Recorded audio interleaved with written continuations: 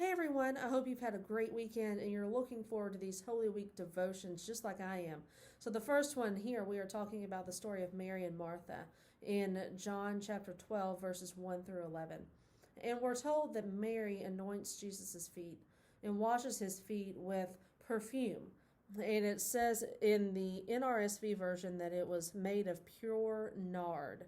So after Pastor Stephen had preached about spikenard or pure nard, Miss Amy had brought a spikenard or oil to me, and it really didn't stink that bad. I was assuming it was going to be worse than it was, and some translations make it out like this was a very aromatic oil, perfume, and it had smelled up the whole house, I believe is what it said. The house filled with the fragrance of this oil, the perfume. And so it's commonly spoken of something that stinks, but like frankincense and myrrh, you can buy that at Bath and Body Works. I wouldn't do it. It doesn't smell very good.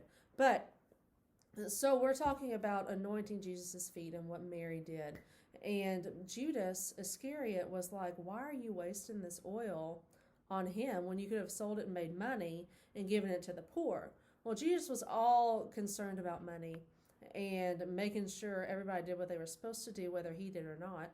And I think we all know he didn't.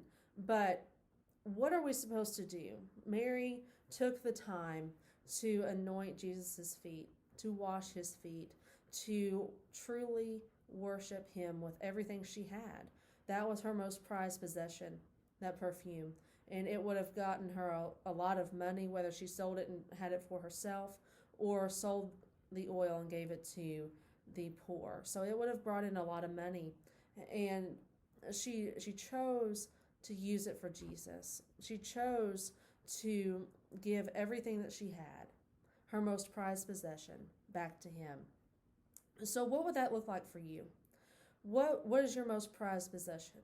Whether that is your finances and you give what you can, whether that is your time and you're taking this time and this time apart and this time of either working or not, or caring for your children or caring for an elderly family member, you are also taking the time to be at the church.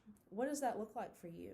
How are you able to interact with people in new and different ways? And how are you able to show God's love? So I know that we have some resources on our webpage. That's hilldaleumc.org/be-the-church. So you can find ways there to interact with our congregation members, people that you're missing here, but then also how to be the church in our community and in the world around us. But then also in this story, we know that Martha is an active participant in this story. And we know that Martha is, in other translations and other Gospels, and in other ways that we hear the story, we know that Martha is present and that she is cooking and cleaning, and she ends up harping on Mary, like, what are you doing? Why are you taking this time to just worship him and talk to him whenever I'm back here cooking and you need to be helping me? And I mean, I get it. She doesn't need to be taking her time away from helping Martha do her job, but and help get the meal prepared for Jesus, because that's why he's there. But what does it look like to just stop everything and worship God? What does it look like to give everything up for God and those around you? And how are you able to interact with God in new and different ways? So there are ways you can interact and be the church during this time, but then also this should be a time of spiritual renewal.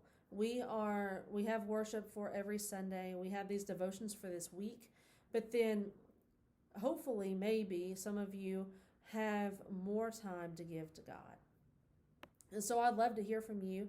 If you wanted to comment or email me, just how are you able to strengthen your spiritual lives during this time? Are you reading the Bible more? Are you taking more time to pray?